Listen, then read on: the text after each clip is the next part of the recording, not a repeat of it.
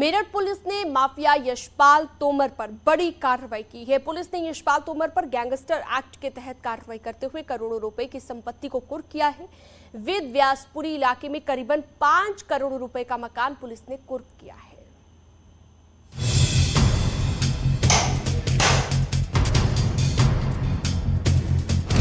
भू माफिया यशपाल का हाल देखिए। कानून को तोड़ने वाले का घर टूट गया। प्रदेश के कुख्यात भूमाफिया यशपाल तोमर की जगह जगह संपत्तियां हैं और उन पर योगी सरकार 2.0 में कार्रवाई का हंटर चल रहा है। फर्जी केस में दूसरों को जेल भिजवाने वाले का घमंड टूट गया और उसी की दीवार पर प्रशासन ने लिख दिया संपत्ति कुर्क होने की सूचना। आलीशान कोठी पर मजबूत ताला लगाया गया था, लेकिन कानून के हथौड़े ने पल भर में खोल दिया और 5 करोड़ की इमारत को कब्जे में ले लिया।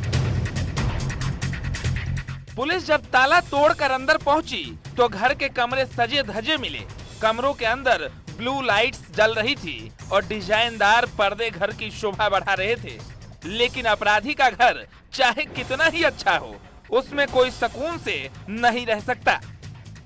आप देख सकते हैं मेरठ में आज कुर्की की कार्रवाई को अंजाम दिया जा रहा है। ये यशपाल तोमर के भाई का घर है और ये बताया जाता है कि बेनामी संपत्ति है, यानी यशपाल तोमर का पैसा जरूर है लेकिन नाम उसके भाई का है, नरेश तोमर का। आप देख सकते हैं कि पुलिस ने घंटों की मशक्कत के बाद इसका दरवाजा खोला है, लेकिन आलीशान मकान बनाया गया है। अरबों की संपत्ति को पुलिस ने अब तक कुर्क कर लिया है, लेकिन अभी बहुत सारी संपत्तियां और बाकी हैं जो पुलिस की निगाह में नहीं आई है। ये एक संपत्ति थी वेद व्यासपुरी में जिसे पुलिस ने डिटेक्ट किया और अब इस पर कुर्की की कार्रवाई की जा रही है। आप देख सकते हैं कि आलीशान मकान है। ये नरेश तोमर और उनकी पत्नी है जो इस मकान में रहा करते हैं। ये उनका फोटो यहाँ पर ड्राइंग रूम में लगा है और तमाम आप देख सकते हैं साज सज्जा का सामान लगा है। बेशकीमती सामान यहाँ पर नजर आता है, पेंटिंग्स हैं, सोफा सेट है और तमाम वो चीजें हैं जो ऐशो आराम की चीजें हैं। लेकिन ये पैसा कहां से आया, ये जरायम की दुनिया का बताया जाता है।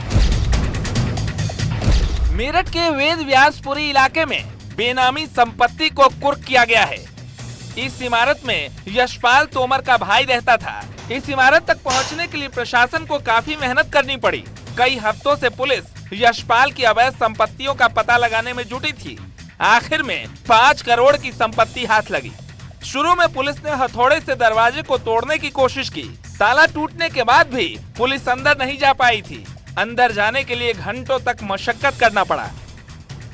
सारे तरीके पुलिस ने आजमा लिए थे यहाँ पर ताला तोड़ने के, लेकिन ताला तो टूटा लेकिन ये घर बिल्कुल अंदर से बंद है। आप देख सकते हैं ये ताला है जिसे पुलिस ने घंटों की मशक्कत के बाद तोड़ा है और यहाँ पर आप देख सकते हैं कि ये भी टेढ़ा हो गया है और ये दरवाजा अभी भी अंदर से बंद है। ये कोई समझ नहीं आ रहा कि कैसे जो लोग इस घर में थे वो कैसे इस घर से बाहर निकले, क्योंकि पूरा घर अंदर से लॉक किया गया है। वो कौन सा रास्ता है जिससे उस घर के लोग बाहर निकले। और अब जब घंटों की मशक्कत के बाद पुलिस यहाँ पर फेल हो गई, तब यहाँ पर अचानक चाबी बरामद हो गई है। यानी कहीं ना कहीं पुलिस और इस घर के लोगों की मिलीभगत यहाँ पर शामिल होती है। ये देखिए ये दरवाजा है जिसे पुलिस ने तोड़ा था अब से कुछ ही देर पहले। आप देख सकते हैं तोड़ फोड़ के निशान यहाँ पर हैं और इस दरवाजे को यानी बाथरूम का दरवाजा तोड़कर यहाँ से पुलिस अंदर घुसी और जिस तरीके से पुलिस अंदर घुसी उसके बावजूद भी पुलिस को कुछ भी हाथ नहीं लग सका।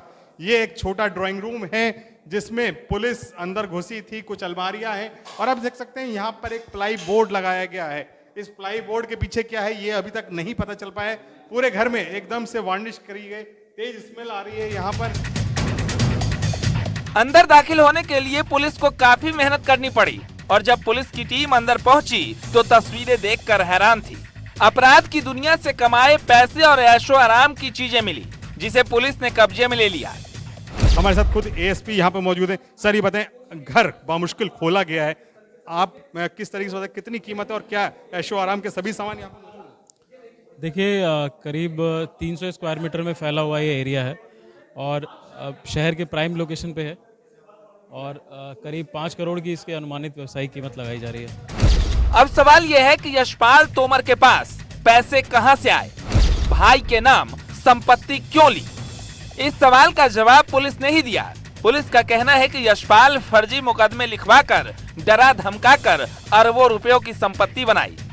देखिए, ये जो ज़मीन है, हालांकि उन्होंने कराई नरेश तोमर उनके भाई के नाम से है, लेकिन ये इसका जो पैसा है ये बिल्कुल अपराध से अर्जित ही है, क्योंकि नोएडा में जो चिटेरा गांव है, वहाँ के जो जिन किसानों ने इनको अपनी ज़मीन नहीं दी थी, प्राधिकरण को दे दिया था, तो वो जो मुआवजे के पैसे उनके पास आए थे, उन्हीं पैसों को इसने उन किसानों के ऊपर फर्जी मुकदमे लिखवाए हैं, राजस्थान में, पंजाब में, उनको जेल भिजवाया है। फिर वो पैसे राजस्थान के एक अकाउंट में रूट करे हैं और फिर वहाँ से फिर इस ज़मीन को खरीदा गया है।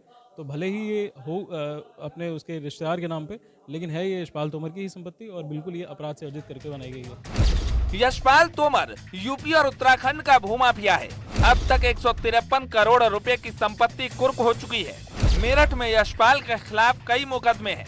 पुलिस प्रशासन एक एक कर उसकी ऐसी अवैध संपत्तियों का पता लगा रही है। अब तक बागपत, ग्रेटर नोएडा और मेरठ में संपत्ति कुर्क की गई है।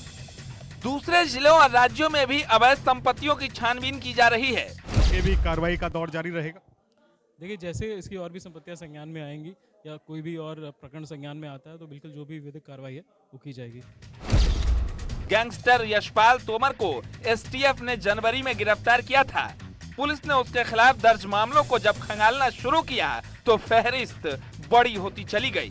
अलग अलग राज्यों में उसकी अवैध संपत्तियां हैं। मैं आपको दिखा सकता हूँ, ये घर आलीशान डाइनिंग टेबल है, लाखों रुपए की डाइनिंग टेबल ये बताई जा रही है, क्योंकि जो लकड़ी है वो भी काम भी अभी अभी किया गया है। आप देख सकते हैं यहाँ पर ड्राइंग रूम में एक बढ़िया अलमीरा बनाने की तैयारी की जा रही थी। इसके अलावा जो कमरे हैं वो भी आलीशान डेकोरेशन से, साज सज्जा से मौजूद है। सोफा सेट है, डाइनिंग टेबल है, पूजा घर बनाया गया है और तमाम वो चीजें हैं जो लग्जरी लाइफस्टाइल को प्रदर्शित करती हैं। अब ये मकान कुर्क कर लिया गया है। चाबी कहां से आई ये तो शायद अभी पुलिस बता नहीं रही है, लेकिन यहाँ पर घंटों की मशक्कत के बाद ताले तोड़े गए और जिसके बाद अब कुर्की की कार्रवाई को अंजाम दिया जा रहा है।